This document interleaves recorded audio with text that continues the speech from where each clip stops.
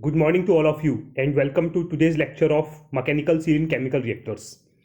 आज के इस लेक्चर में बेसिकली हम ये बात करेंगे कि मैकेनिकल सील केमिकल रिएक्टर्स के केस में क्या क्रिटिकल रोल प्ले करती है, इसके फेलियर होने के कौन कौन से चांसेस रहते हैं, इसका सिलेक्शन क्राइटेरिया क्या रहता है एंड वेरियस अदर थिंग्स, इसके कौन कौन से टाइप्स होते हैं। सबसे पहले अगर आपको मेरे लेक्चर्स अच्छे लगते हैं तो मेरे चैनल को सब्सक्राइब कीजिए और जितना ज़्यादा पॉसिबल है उतना ज़्यादा वीडियोस को लाइक कीजिए और अपने फ्रेंड से शेयर कीजिए। मेरा ये जो लेक्चर है इसके पीडीएफ का लिंक मैं डिस्क्रिप्शन बॉक्स में डाल दूंगा, जिसको भी ये डाउनलोड करना है वहाँ पे जाके इजीली डाउनलोड कर सकता है। सबसे पहले अगर हम बात करते हैं तो हमारे लिए ये लेक्चर स्टार्ट करने से पहले ये जानना जरूरी है कि केमिकल रिएक्टर के मेजर पार्ट्स क्या होते हैं। इस डायग्राम में देखिए मैंने यहाँ पे एक केमिकल रिएक्टर दिखाया है। अगर आप इसके मेजर पार्ट्स की बात करते हैं तो इस केमिकल रिएक्टर को बेसिकली हम एक रिएक्शन वेसल बोल सकते हैं, जिसके अंदर हर तरीके की केमिकल रिएक्शंस की जाती हैं। आइदर वो आपका नाइट्रेशन हो, ब्रोमिनेशन हो, हाइड्रोजनेशन हो एंड वेरियस अदर टाइप, जितनी भी तरीके की आपने केमिकल रिएक्शंस केमिकल इंडस्ट्री में देखी हैं वो सारी की सारी इस रिएक्टर के अंदर की जाती हैं। इसी वजह से हम इसको कई बार प्रेशर वेसल के नाम से भी जानते हैं। इससे कनेक्टेड वेरियस आपकी इनकमिंग आउटगोइंग लाइंस होती हैं। लाइंस के बीच में आपका गैसकेट्स होते हैं। एजिटेटर होता है आपका मटेरियल को अंदर एजिटेट करने के लिए। देन बेफल्स होते हैं अंदर वोटेक्स फॉर्मेशन को रोकने के लिए and pressure relief valves and rupture disc, जो बेसिकली सेफ्टी डिवाइसेस इसमें लगे हुए होते हैं। अब जैसा कि हम बात कर रहे हैं मैकेनिकल सील की, तो याद रखिएगा कि पूरी बॉडी आपकी रिएक्टर की फिक्स है, बट ये जो एजिटेटर है ये आपका एक रोटेशनल मोशन में रोटेट करता रहता है ताकि जो भी आपका अंदर मटेरियल प्रेजेंट है वो प्रॉपर तरीके से मिक्स हो एंड जो भी आपकी जैकेट में यूटिलिटीज प्रेजेंट है उससे प्रॉपर तरीके से आपका हीट ट्रांसफर हो। तो हमारे लिए सबसे इंपॉर्टेंट चीज़ ये होती है कि ये आपका एक स्टेशनरी फेज है, मीन्स रिएक्टर आपका स्टेशनरी है बट एजिटेटर आपका रोटेट होता रहता है। अब एक पार्ट आपका स्टेशनरी है और एक पार्ट आपका रोटेट कर रहा है और अंदर केमिकल रिएक्शन भी हो रही है जो डिपेंडिंग अपॉन योर रिक्वायरमेंट अलग अलग टेम्परेचर प्रेशर की कंडीशंस में होती है। तो मैक्सिमम चांसेस हैं कि अगर प्रॉपर तरीके से एजिटेटर और रिएक्टर के बीच में सीलिंग नहीं दी जाए तो आपके जो रिएक्टर का मटेरियल है वो बाहर की तरफ निकल के आ जाएगा। इस प्रॉपर सीलिंग को देने के लिए हम जिस मटेरियल का यूज करते हैं उसको हम बोलते हैं मैकेनिकल सील। मैकेनिकल सील आप देखेंगे तो बेसिकली इस तरीके से होती है। इसमें आपके बेसिकली आपके ऊपर और नीचे दो ओरिंग्स लगी हुई रहती हैं। एक आपका स्टेशनरी फेज होता है और एक आपका रोटेटरी फेज होता है। ये टॉप वाला आप देखेंगे तो ये आपका रोटेटरी फेज होता है और नीचे का ये आपका स्टेशनरी फेज होता है।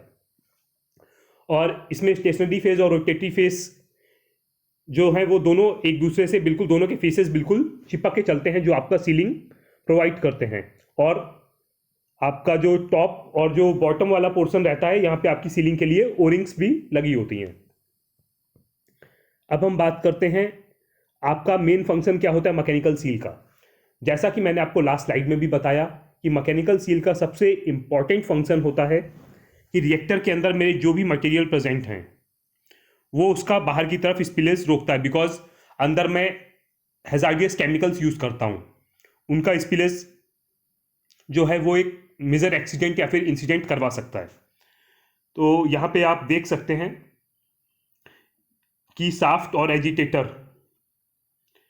ये जो प्रेशर वेसल है ये उससे लीकेज को प्रिवेंट करता है और जो भी अंदर मटेरियल प्रेजेंट है उसका बाहर कंटेमिनेशन रोकता है, जैसा कि मैंने आपको बताया। तो ये आपका मेजर रोल होता है मैकेनिकल सील का। नेक्स्ट, अब हमारे लिए ये जानना जरूरी है कि मैकेनिकल सील को बेसिकली डैमेज कैसे कैसे होती है मैकेनिकल सील। तो याद रखिएगा कि मैकेनिकल सील के डैमेज होने के जो मेजर कॉजेज हैं मैं उसके बारे में बात कर रहा हूँ। First one is uneven wait distribution of agitator blades. Agitator आपका बिल्कुल बैलेंस्ड होना चाहिए। अगर उसकी जो ब्लेड्स हैं उनका वेट प्रॉपर नहीं होगा, मीन्स एक तरफ ज़्यादा वेट रहेगा एक तरफ कम वेट रहेगा, तो आपका एजिटेटर डिसबैलेंस हो जाएगा जिससे आपकी सील खराब हो जाएगी। आपको अपने रिएक्टर को कभी भी ड्राई रन पे नहीं चलाना है। अगर लिक्विड लेवल काफ़ी कम रहेगा या फिर उसमें लिक्विड प्रेजेंट ही नहीं होगा तो आपका सील डैमेज होने के काफ़ी ज़्यादा चांसेस होते हैं। अगर अनइवन मीडियम इनलेट है, मीन्स आपका यूनिफॉर्म तरीके से कोई मटेरियल इन नहीं कर रहा है, तो वो भी एक प्रोबेबिलिटी होती है जहाँ पे आपका मटेरियल जो आपकी सील है वो डैमेज हो सकती है। प्रेशर एंड टेम्परेचर फ्लक्चुएशंस, ये एक मेजर कॉज होता है आपकी मैकेनिकल सील डैमेज होने का, बिकॉज आपकी जो सील होती है वो एक पर्टिकुलर प्रेशर और एक पर्टिकुलर टेम्परेचर के लिए डिजाइंड होती है। Then deformation of your shaft due to temperature changes, इसकी भी वजह से आपकी सील डैमेज होती है। And last but not the least, sudden change of agitator speed, means अगर आप एजिटेटर की स्पीड को काफ़ी ज़्यादा चेंजेस कर रहे हैं या फिर आपका जो अंदर मटेरियल प्रेजेंट है उसकी विस्कोसिटी आपकी चेंज होती रहती है अलॉन्ग विद टेम्परेचर, उसकी वजह से भी आपके सील डैमेज होने के चांसेस काफ़ी ज़्यादा बढ़ जाते हैं। अब हम बात करते हैं आपका मैकेनिकल सील सेलेक्ट करने से पहले कौन कौन सी चीज़ें आपको ध्यान में रखनी है। सबसे इंपॉर्टेंट चीज़ होती है आपका जो लिक्विड अंदर आप हैंडल कर रहे हैं उसकी प्रॉपर्टीज़ कैसी हैं, उसका नेचर कैसा है, उसके हिसाब से ही आपको आपकी जो सील है उसका एमओसी सेलेक्ट करना है, ताकि जब वो उस मटेरियल के कांटेक्ट में आए तो ख़राब ना हो। सेकेंड वन इज अंदर कितने प्रेशर में आपकी रिएक्शन चलने वाली है, उसके हिसाब से आप अपनी सील सेलेक्ट करते हैं। थर्ड वन इज कितने टेम्परेचर पे आप अंदर रिएक्शन मेंटेन करने वाले हैं। आपकी सील का सिलेक्शन क्राइटेरिया उस पर भी डिपेंड करता है, बिकॉज जो मटेरियल आप यूज़ करेंगे वो एक पर्टिकुलर टेम्परेचर तक ही सस्टेन करता है, तो आपको सिलेक्शन करते टाइम ये पैरामीटर भी ध्यान रखना है। And next one is liquid, आपके कैरेक्टरिस्टिक्स उसके कैसे हैं, लाइक वो वियर एंड टियर कैसा करेगा आपकी सील को। तो ये सारी प्रॉपर्टीज़ हैं जो आपको ध्यान में रखनी है मैकेनिकल सील सिलेक्शन के time. Next one is reliability and emission concerns, आप जो अंदर मटेरियल आप रिएक्शन करवा रहे हैं वो अगर लीकेज हो जाए तो आप बाहर कितने उसके हैजार्ड्स हैं, ये पॉइंट भी आपको ध्यान में रखना है, जिसमें मेन आपके पैरामीटर्स आते हैं temperature, chemical resistance, wear and tear resistance, thermal expansion, friction properties, thermal properties and corrosion resistance. ये सारी जो चीज़ें हैं ये भी हम एक सील में चेक करते हैं during the time of selection. Next one हम बात करते हैं टाइप्स कौन कौन से होते हैं मैकेनिकल सील के। तो याद रखिएगा बेसिकली 3 तरीके के टाइप्स होते हैं, wet mechanical seal, dry mechanical seal and high purity seals. Wet mechanical seal में बेसिकली एक लिक्विड हम प्रोवाइड करते हैं जो 2 काम करता है। एक तो एक बैरियर प्रोवाइड करता है, आपकी जो सील है वो जब अंदर आपके एजिटेटर के साथ में एजिटेटर आपका रोटेट होता है तो वो हीट होती है, तो वो उसको ठंडा रखने का काम करता है। एंड सेकेंड, वो आपके जो रिएक्टर के अंदर प्रेशर है वो उस प्रेशर को भी बैलेंस करता है। ये 2 काम आपके जो सील होती है वेट सील, ये आपके 2 पर्पस रिजॉल्व करती है। सेकेंड वन इज ये सीलिंग मेंटेन करने के लिए आप एक रिजर्वॉयर का यूज़ कर सकते हैं या फिर एक प्रेशराइज्ड पॉट भी आप ऊपर बैठा सकते हैं, जैसा कि आपने काफ़ी सारे सेटअप्स में देखा होगा कि आप ऊपर एक लिक्विड फिल कर देते हैं जो बेसिकली आपका ऑयल होता है जो आपका सर्कुलेट होता रहता है। इस ऑयल का जो प्रेशर रखा जाता है वो आपके रिएक्टर के प्रेशर से एटलीस्ट 1.5 टाइम्स मोर होना चाहिए। कुछ केसेस में हम एक पंप भी लगा देते हैं आपके सर्कुलेशन के लिए। ये जो पंप है इसकी बेसिकली ज़रूरत तब पड़ती है जब आपका जो ऑपरेटिंग प्रेशर है वो 150 psi से ज़्यादा हो और टेम्परेचर आपका 350 फ़ारेनहाइट से ज़्यादा हो। सेकेंड हम बात करते हैं ड्राई सील्स की। ड्राई सील्स के केस में हम बेसिकली आपका ऊपर कोई लिक्विड वहाँ पे नहीं फ्लो करता है, वहाँ पे हम बेसिकली नाइट्रोजन से प्रेशर मेंटेन करते हुए चलते हैं। मीन्स इसमें जो ऊपर वेट हमारा ऑयल हम यूज़ कर रहे थे उसकी जगह हम यहाँ पे नाइट्रोजन सर्कुलेट करते हैं। नाइट्रोजन का मेन पर्पस रहता है आपका जस्ट एक रिएक्टर के प्रेशर से 1.5 टाइम्स प्रेशर ज़्यादा क्रिएट करके रखना और जो आपके अंदर मटेरियल प्रेजेंट है उसका बाहर की तरफ स्पिलेज रोकना। Last but not the least is high purity seals. ये बेसिकली आपने फार्मा इंडस्ट्रीज में देखा होगा।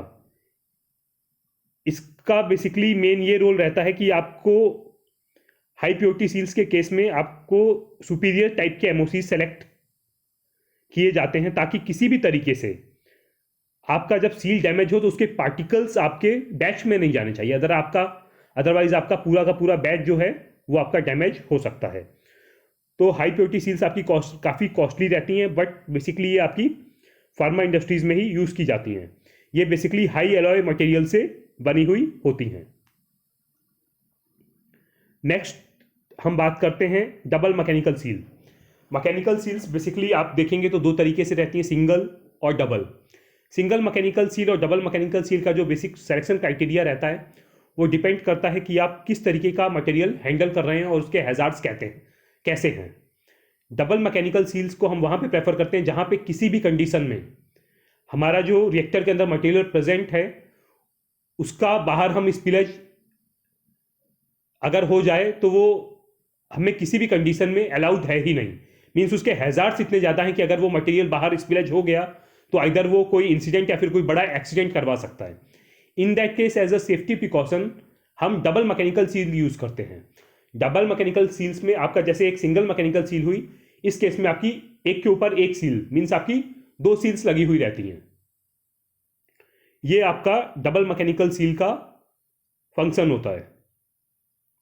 मीन्स जहां पे आप इन्वायरमेंट में मटेरियल का स्पिलेज बिल्कुल भी करना ही नहीं चाहते हैं वहां पे आपके लिए बेस्ट सिलेक्शन है double mechanical seals. So that's all for today's lecture. Next lecture में हम दोबारा बात करेंगे एक नए टॉपिक के साथ में। Till then good bye, have a nice day.